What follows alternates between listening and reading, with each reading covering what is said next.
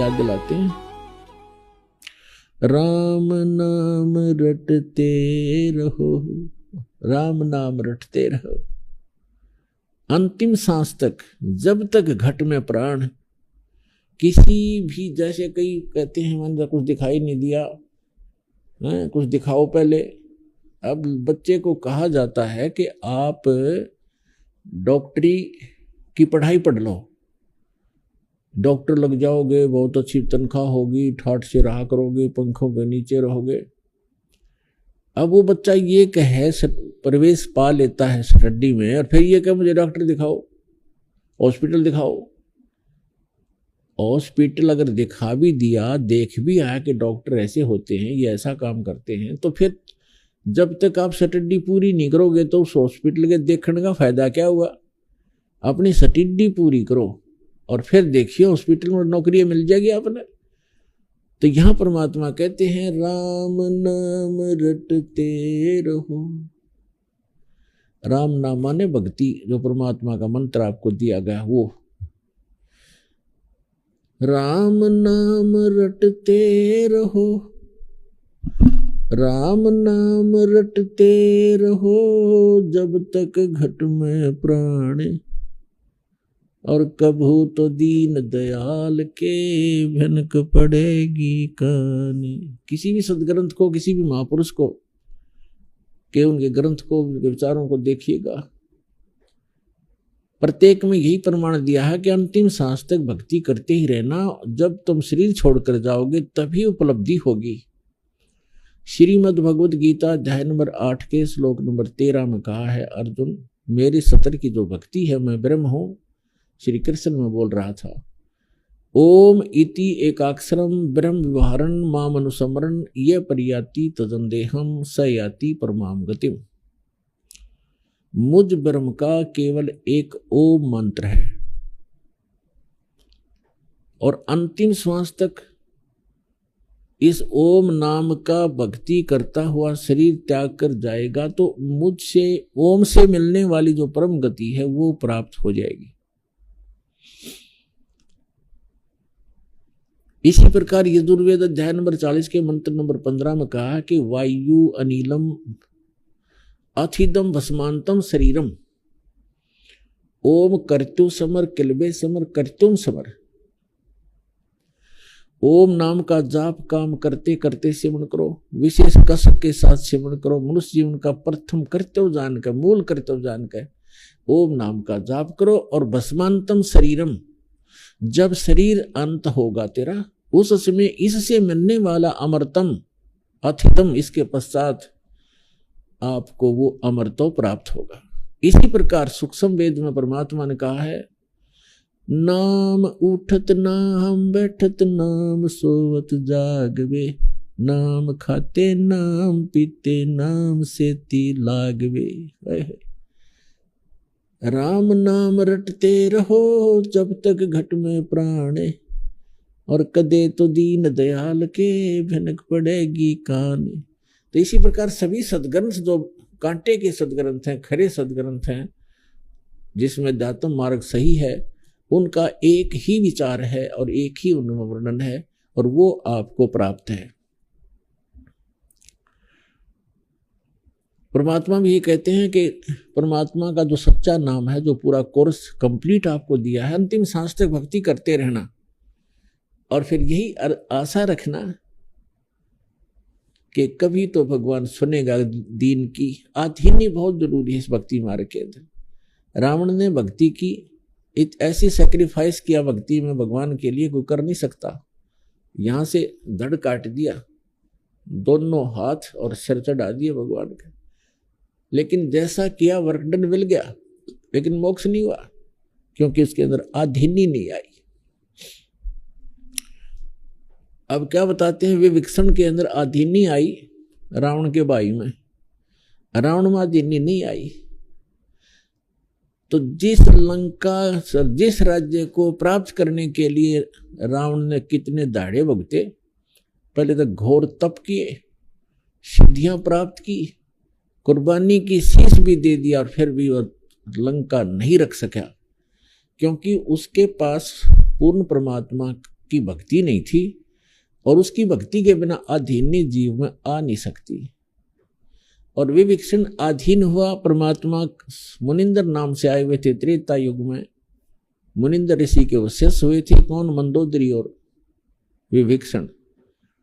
उन दोनों के अंदर अधीनता थी। तो रावण में अधीनी नहीं थी। अधीनी बिना भगवान सुनता नहीं।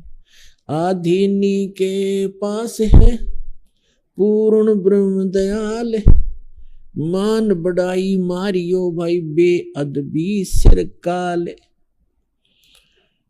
फिर क्या बताते हैं? विभीषण का भाग बडेरा, दासातन आया तिस नेड़ा, दासातन आया बिस्वे बीसा, जाको लंक दई बख्शीसा। ऐसा दासातन है भाई, लंक बकस्त्या देर न लाई। अब देखो, हम निमित्त बना देते हैं। राम ने विभीषण को राज दे दिया। राम ने विभीषण को क्यों दिया और को ना दिया? क्योंकि विभीषण परमात्मा की सतभक्ति कर रहा था, और वहां की जनता को एक अच्छे राजा की आवश्यकता थी, जो भगवान से डरने वाला हो। तो परमात्मा की भक्ति करता था, सत्पुरुष की। विभीषण तो सब माहौल, सब कारण करे करावे साइया, मन में लहर उठा, और दादू सिर दर्जी के वो आप बगल हो जा। तो यहाँ गरीबदास साहिब जी बता रहे हैं कि विभीषण का भाग बडेरा, बड़भागी था वो, जिसके दासातन आया तिसनेरा, उसकी अधीनी आई उसके अंदर। और कहते हैं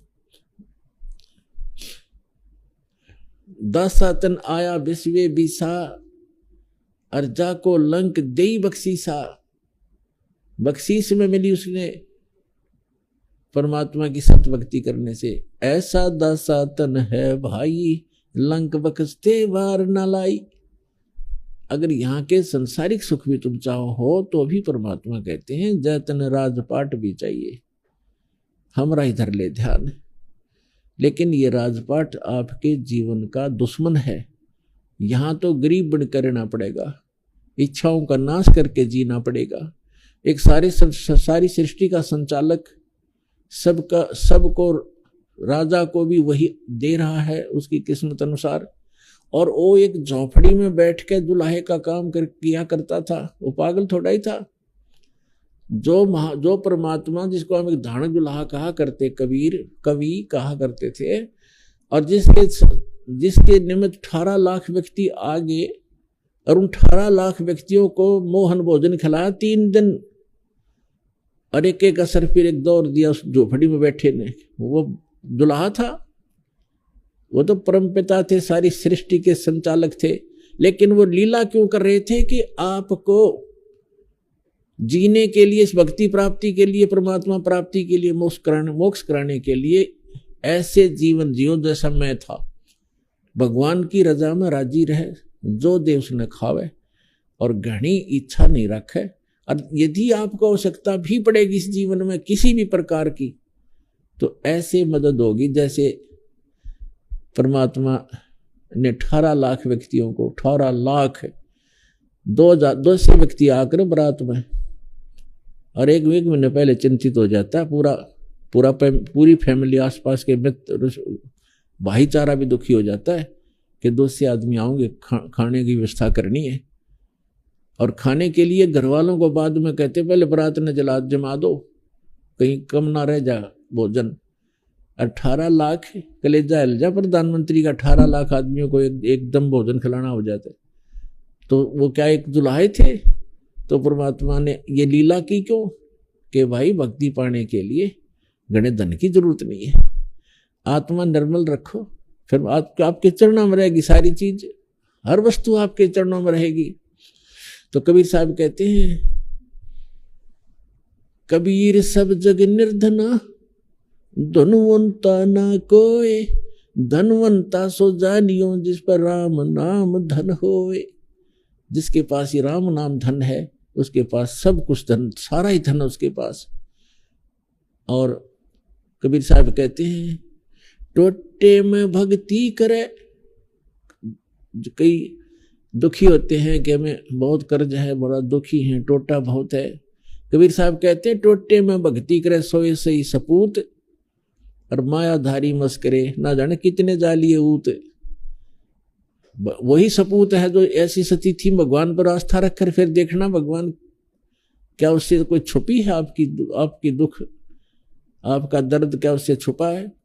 एक पल में जिस दिन आप प्रसन्न होगा, आपने प्रसन्न करना पड़ेगा उसको, और हृदय से ये रखा कि भगवान जैसे रखोगे न्यू रोएंगे, भगवान भूखे रखो चाहे प्यासे, पर चरणों में रखना मेरे दाता। तो फिर देखना, फिर कहते नुकते ऊपर रीत जाएगा रे, करोड़ कर्म जल जाए तुम्हारे। जिस दिन आपकी समर्पित भाव हो जाएगा भगवान के प्रति, फिर देखना आप सोच भी नहीं सकते इतने सुख देगा भगवान। तो पुण्यात्माओं, आपका सौभाग्य है कि आपको स्थान मिला, सच्चा भगवान मिला, सच्चा नाम मिला। अब इसको बना के रखना, इस भक्ति को बर्बाद ना होने देना। जैसे माता गर्भ को रख यत्न बना, और ठेस लगे तो छन्न हो तेरी ऐसे भक्ति जा। अब ये परमात्मा कहते समझा है तो सर दर पाओ, भौर नहीं रे ऐसा दाओ। बोलो सतगुरुदेव की।